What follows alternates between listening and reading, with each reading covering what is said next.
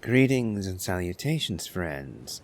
I am New Mithrander, and I noticed on the map that Leda is still here at the High Road Cross. What have you to say, Leda, if anything new?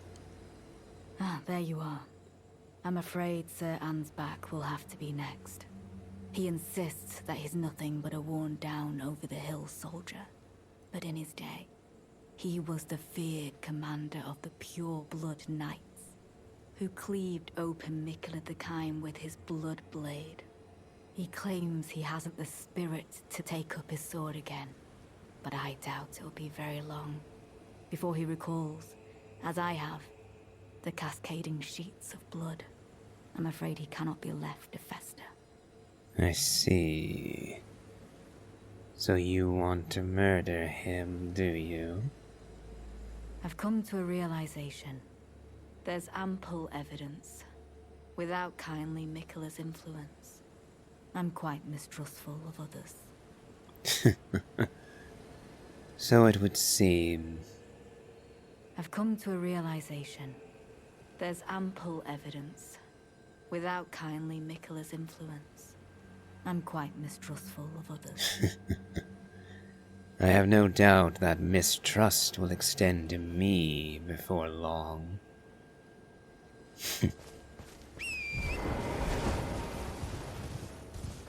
In fact, considering that I intend to slay Mikkela, and that I have been dubious of his kindness from the very first, that our engagement as enemies was all but certain right from the beginning.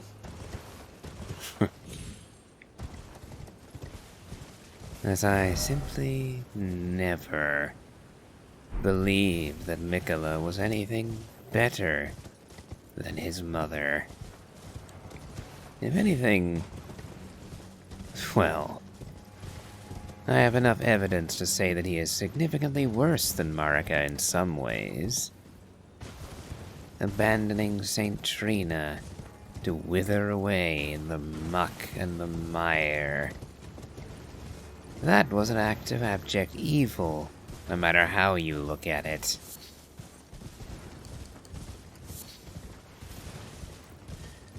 And at least Marika used her power to force people to serve her. In other words, her influence as the goddess, the bearer of the Elden Ring. Oh, and I was looking back and I thought this looked somewhat familiar. Turns out I missed this entirely, another forge. So we'll have to get through this before we go after Mikkela. Don't worry though, I don't think I'm going to be putting that off for too much longer. As I have been, de facto, going everywhere other than Mikkela's domain.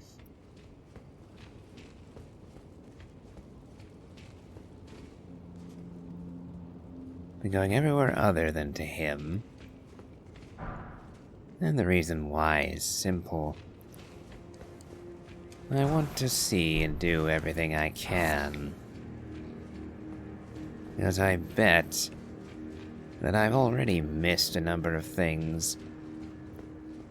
I'm imagining that getting near the Shadow Keep and the message I received about the charm and the great rune breaking.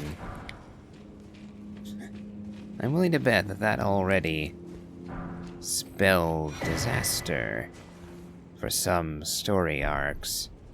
Some of the NPC quest lines, I imagine, were broken by that.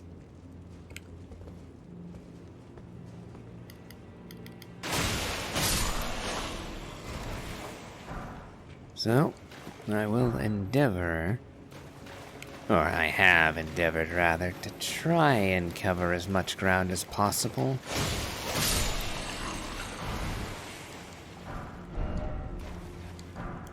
And of course, we now have the Smith Script Spear. Spear engraved with the Smith Script, a throwing weapon created through the smithing arts. Execute a strong attack, a dashing strong attack, or a mounted strong attack to throw the spear. Yep, your standard Smith Script weapon, that.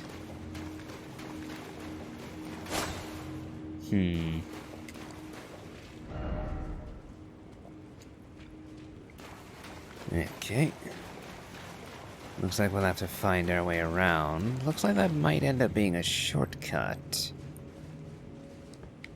A way to get deeper into the forge after we get a bit further.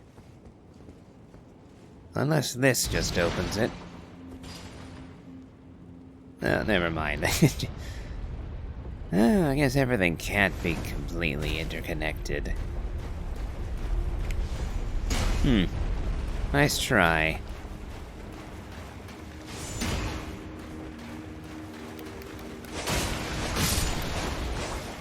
I wonder, since we're in a forge, I'm probably gonna run into more of those giant golems, aren't I?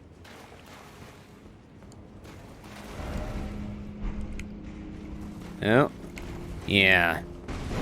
Yeah, I kind of figured.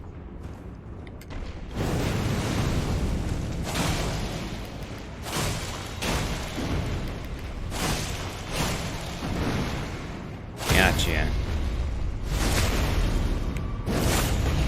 Turns out the poking it... The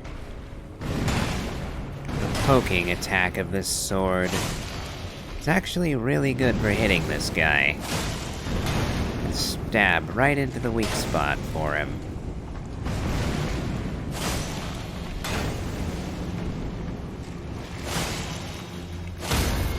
Although...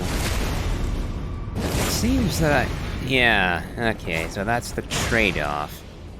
On the one hand, I can hit him in the weak spot pretty easily with this weapon. But it doesn't do much damage when I actually land the stagger and then go for the crit with it. So in that case, I'm probably going to want to have a great hammer ready.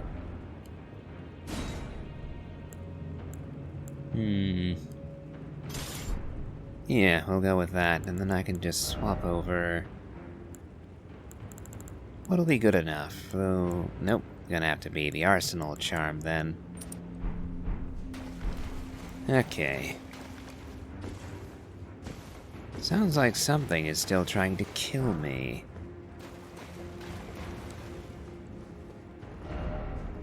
Hit them where they're weakest.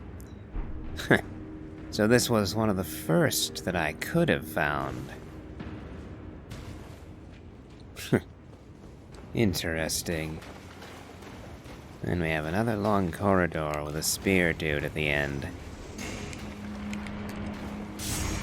Yeah, kind of figured there'd be sneaky nonsense waiting.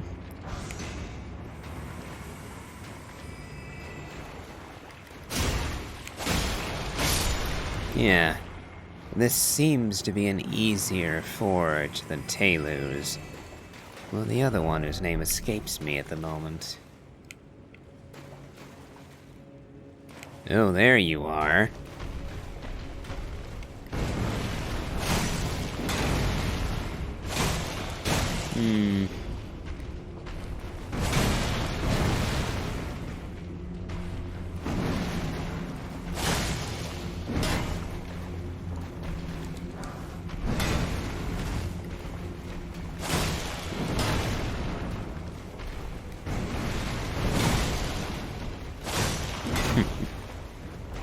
Yeah, the stab on the twin sword works really well.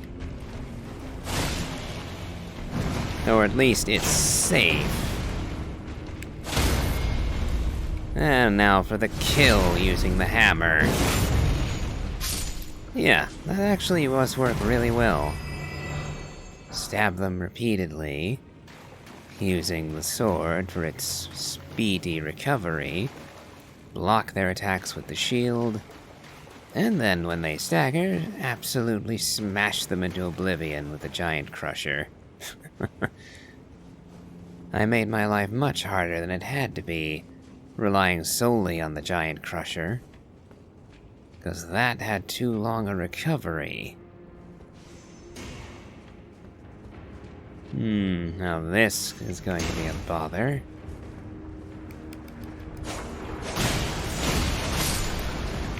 Okay, let's get up here and kill the sniper. We do not need to be sniped at, all the while trying to get this guy's weak spot. Oh. Attacking at an inopportune time, and I'm doing it again.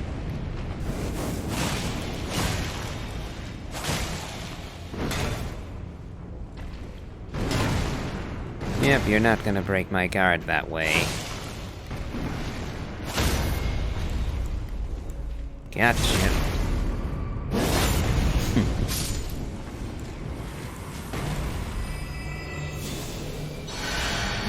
Like that, I've undone all the damage you managed to do. Now, see, personally, I'm not all that great at this game. I've beaten everything, but there are absolutely people who are better than me. There are people who can beat this game with a knife, without any of the gear I'm using. But, to each their own, I say. I recognize the fact that I am not the best, but the game gives me so many ways to make up for that I still enjoy it a lot. Funnily enough, it's kind of the opposite of what happened in Sekiro for me.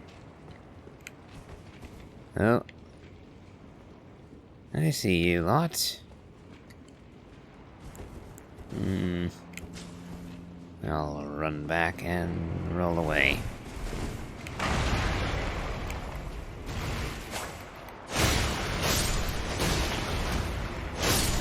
Yeah, with Sekiro,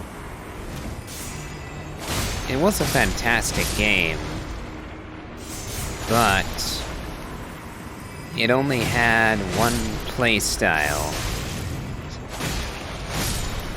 You could do some variety using the ninja tools, but personally, I always found Smithing Talisman.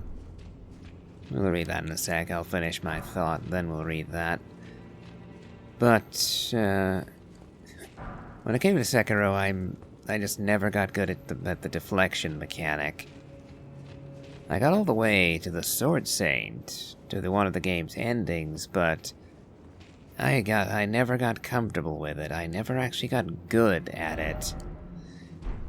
And because of that, it is my least played FromSoft game.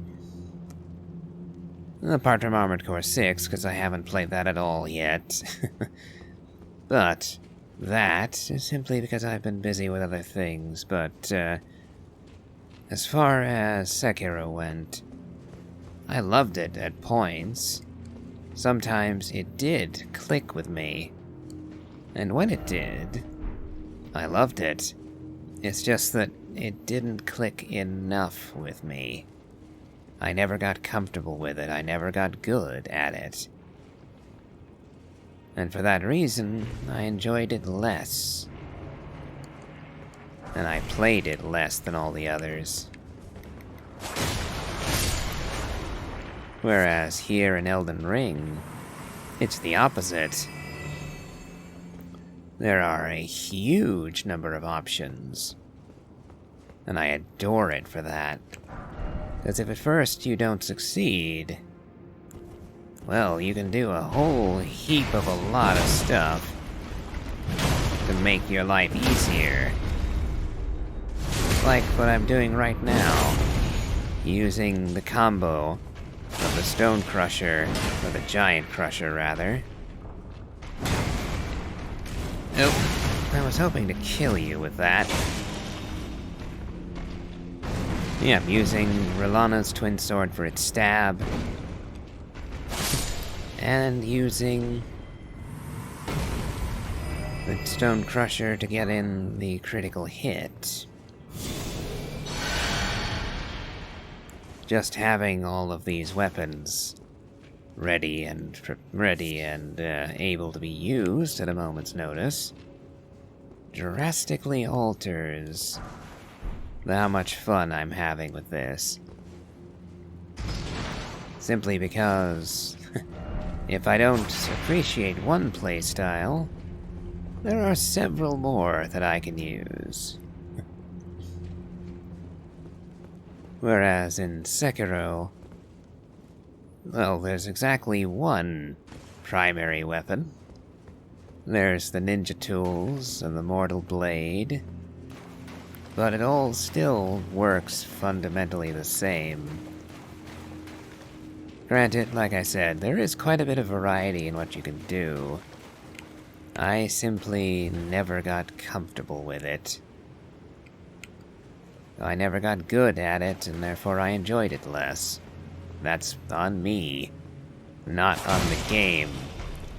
It's a matter of preference. Because again, I loved Dark Souls 2, and this game, Elden Ring, is actually closer to Dark Souls 2 in design than it is to any of the other Souls games in some ways. I would say this is the best game in FromSoft's library for casters specifically.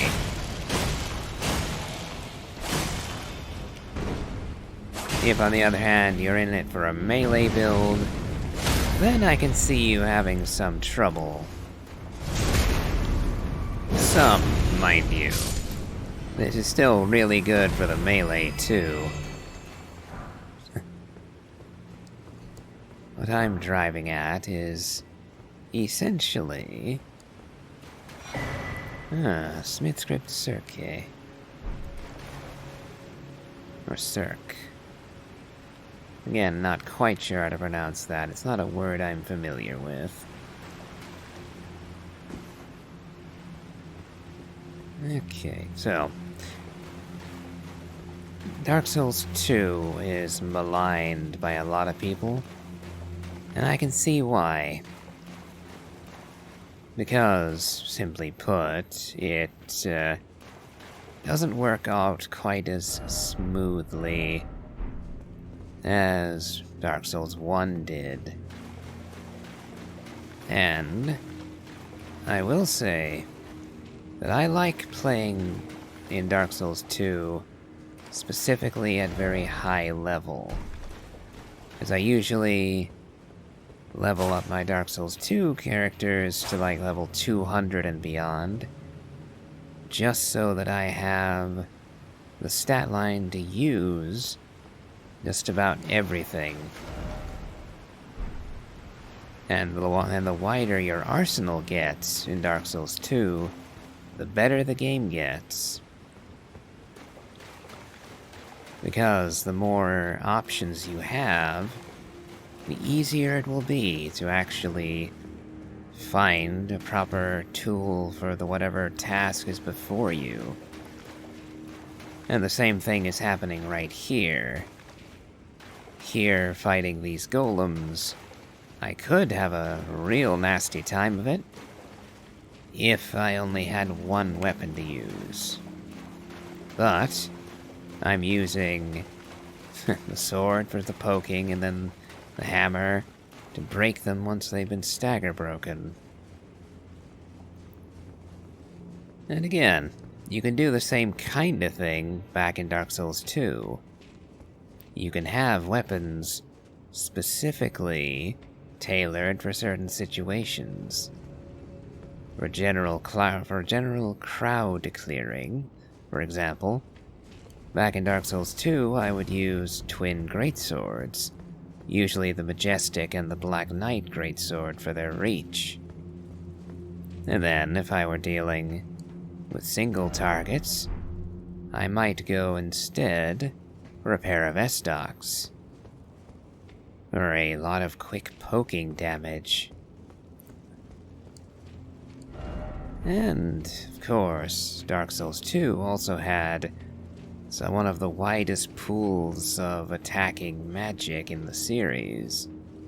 I'd say it's only here in Elden Ring that you might match that. Match or even surpass it, frankly. And it's, again, the sheer number of options they give you make this game far more adaptable than Sekiro, or especially Dark Souls 3. What am I missing? As I've definitely just looped back around.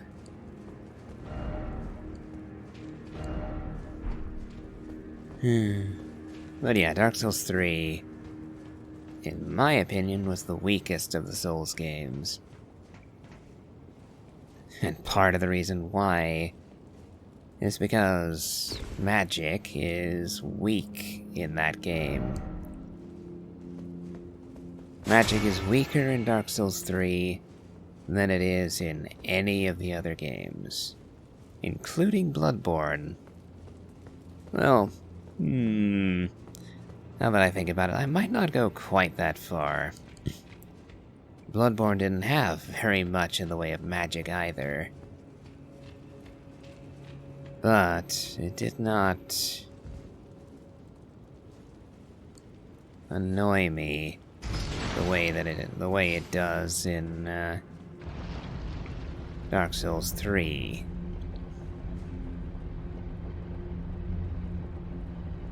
Dark Souls 3 kind of played with the idea of you having magic, but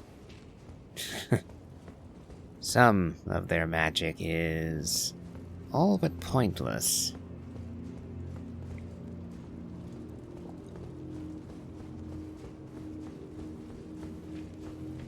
Okay, let's try going through here.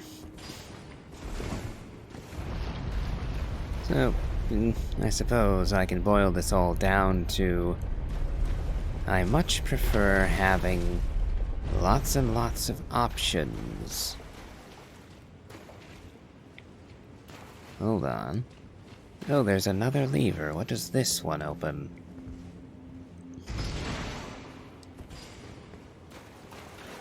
Oh. It's another means of moving this, I guess.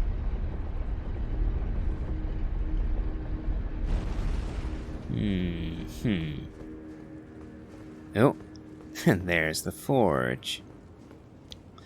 The altar.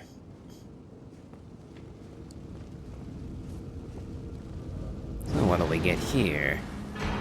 Ancient Meteoric Ore Greatsword. And the new Ancient Dragon Smithing Stone.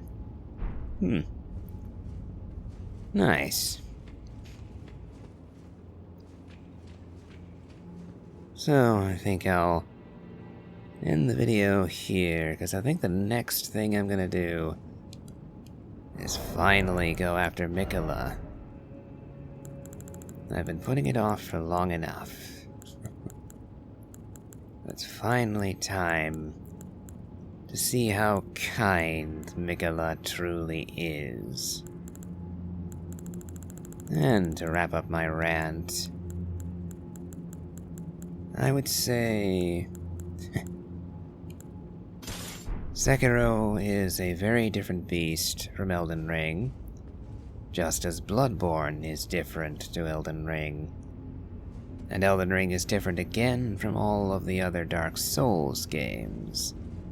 I do believe that the change of name was warranted for this game.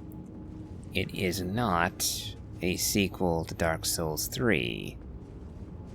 It has many similar mechanics, but that's only at the surface level. When you get deeper and start building stuff in this game, you'll realize very quick that it has different rules. It lets you do things that Dark Souls 3 simply doesn't. And not the least of those changes is just how much more magic they give you, and how much more effective that magic can be. And that does include the spirit summons. The sheer number of things this game lets you do is kinda staggering compared with all the other Soulsborne games. And it's that versatility, that flexibility, that I love about it. Whereas I felt Dark Souls 3 was very monotonous.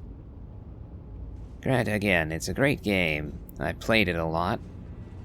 But it was the one that frustrated me the most. Because unlike Elden Ring, it had similar type boss difficulty and enemy difficulty, but unlike Elden Ring, which gives you the tools to overcome that difficulty, making it a lot easier, or more manageable might be a better way to put it. You can make it much more manageable in Elden Ring, but not in Dark Souls 3. And that was annoying to me. Because even in Dark Souls 1, you could throw on heavy armor and a tower shield, and have much easier time with things, just due to all the defenses you could have. And the magic was more effective there too. And then Dark Souls 2 had one of the widest arsenals in the series. So again, I always thought Dark Souls 3 was the weakest of the Dark Souls trilogy, precisely because it didn't have the options, didn't have the versatility, and it kinda played like Bloodborne over again, except it didn't have the regain system, and it didn't reward your aggression nearly as much as Bloodborne did. And so you kind of ended up in a weird middle ground where you play it like it's Bloodborne, kinda. You play it like it's Dark Souls, kinda.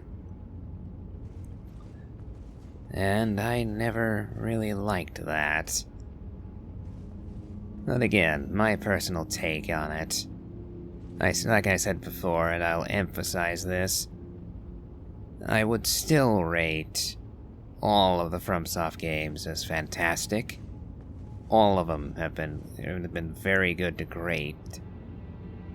It's just that Dark Souls 3 I find to be the weakest one. Still a great game. Bear that in mind.